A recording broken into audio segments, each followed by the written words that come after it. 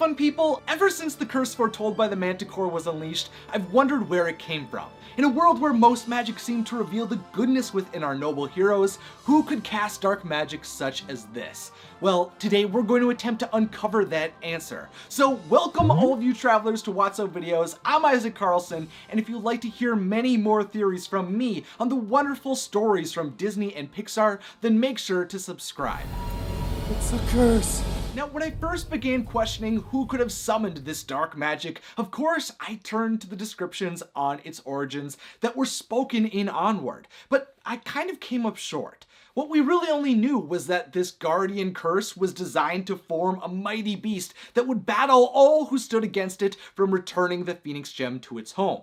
Only by destroying its core, the center of its power, with the fantastical curse crusher, could the curse be broken. Yes, unfortunately, True Love's kiss was not going to come in handy here. If your boys take the gem, the curse will rise up and assume the form of a mighty beast. Even when I looked into the novelizations of the story, all I could initially grasp was that this nameless curse was placed upon that Phoenix Gem many years ago. But everything became more intriguing and a bit more complicated when I read through the art of Onward.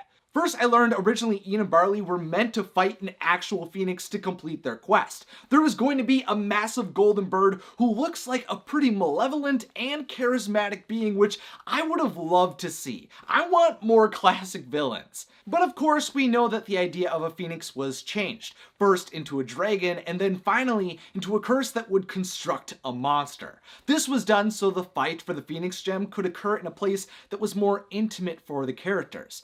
But while I had a grasp on why the curse was crafted by the filmmakers, I didn't know where it derived from in the world of Onward. And that's when I stumbled upon an extremely important idea to remember when examining the magic of this story. As you may remember from when I discussed why I thought Ian and Barley's father died, which I will leave linked down below along with the art of Onward if you'd like to check those out for yourself, this reference book explains that the team behind the film wanted to devise strict rules for the magic that eliminated any spells that would make the boys seem omnipotent. If you remember from that exploration, we learned that we were even told there is no evil magic in Onward because in order to make magic work, you have to follow the rules that made magic successful. The storytellers ensured that the rules behind spells are always positive and based off of internal barriers that they have to overcome. But while these limitations on magic were fundamental to show Ian's growth, this kind of led me to wonder how the Phoenix Gem's curse could have even existed in the first place. If magic could only be used by elves, minotaurs, cyclops, and other creatures who had the gift and acted for the side of good, who could have created that curse? And also all of the other beasts that were tattooed on the Manticore, because I would assume all of those were curses that she probably destroyed in the past. While I still think the magic that is wielded by Ian was still dangerous and could definitely hurt people if used recklessly, for example, I think shooting out fireworks over toddlers wouldn't be very safe, or accelerating the curse crusher over a crowd would not be ideal. I think magic just can't be called upon by wizards to be used for evil. This meant there was likely no wizard we had ever been shown in this story who could have crafted this curse, which of course meant I had to look through other stories to get more information. By going through Pixar stories from the past for guidance on how this magic could have been brought to life, I started to look into one infamous witch. In Brave, we are shown a witch who can create some pretty ambiguously moral magic for those who can pay for her services. We are able to witness her turning Merida's mother into a bear, and in The Legend of Mordu, we even see her forming a potion that turned a prince into a savage bear, capable of taking down armies single-handedly. By choosing to reject mending the bonds between his brothers, he was cursed and caused destruction all across his kingdom. At first, I just didn't really understand how that witch, or should I call her Boo? No, I won't do that for this discussion. You can go watch the Pixar theory for that. I just didn't understand how the witch could create this curse while wizards in another story were unable to. While these worlds may have been light years away from one another, which we know since Onward's planet has 2 moons while ours only has 1, meaning they have to be on different planets, I just had this belief that there had to be a way to explain how magic was consistent throughout them. And that became clear after I looked at the other story that had a very prominent curse. Yes, of course, I'm talking about Coco, which shows Miguel being cursed when he steals from the dead on Dia de los Muertos. By taking his great-grandfather's famous guitar, he is forced to walk within the land of the dead until one of his family members gives their blessing to send him home. And when I began to think about all three of these stories as one, everything seemed to start coming together. Here's what I realized.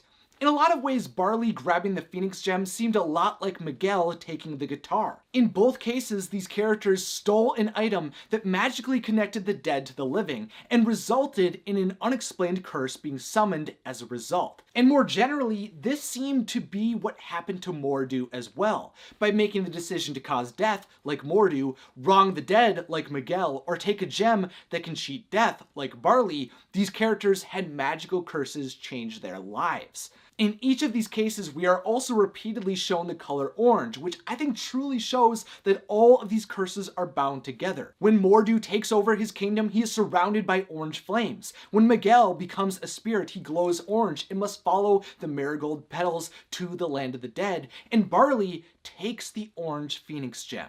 In a similar way to Mordu and Miguel, Barley was attempting to become the bearer of a gem that could temporarily undo the natural will of the world, and something was fighting against his ability to go against death. And that's when I started to believe that maybe nature itself was causing these curses.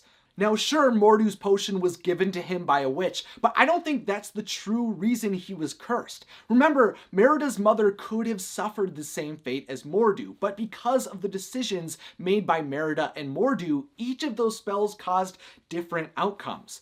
For that reason, I don't really see the witch or her magic as evil, which keeps with the idea in Onward that those with the gift can only use magic for good. Yes, I do think the witch should have given each of these parties a bit more of a deep dive about the consequences as to what would have happened if they used the magic she gave them, but regardless, everyone involved contributed to their own fates. Mordu on his own decided to abuse magic to cause death, and for that reason I believe he was punished by nature itself. I mean, just look at the spell conjured for Merida and Mordu. In the pot, the witch puts in rocks, twigs, and hair, pieces of nature. Mordu's magic came from nature, and that's what I think caused his curse. On the Day of the Dead, the spirits are guided back to the land of the living by marigold petals. So the reason magic is occurring is due to nature coming alive, and by disrespecting the unexplainable annual celebration for the dead, Miguel is cursed. Nature is causing magic to occur, and individuals are going against it. Well, you're cursed. And again, in Onward, we are shown a world where magic lives in specific individuals, the bark of staffs and rare gems. Every fiber of these elements have magic within them. Natural forces created all of this magic, so I think it makes sense that this would be the same force that causes creatures to suffer the consequences for fighting death. Sure, there are wizards and witches that could channel magic that can be dangerous, seductive, and life-altering, but I believe they aren't the causes of the Phoenix Gem's curse. I think it was Barley's choice to take the rare artifact that could bring his father back from the dead. When he took action against the natural order of the world, did that force fight back, which unleashed the dreaded Guardian Curse. But let me know down below what your thoughts and theories are surrounding this magical curse. Also, make sure to subscribe and click the beautiful bell, and then click on another magical video in the description or on the screen. Finally, as always, thanks for watching and have a magical day.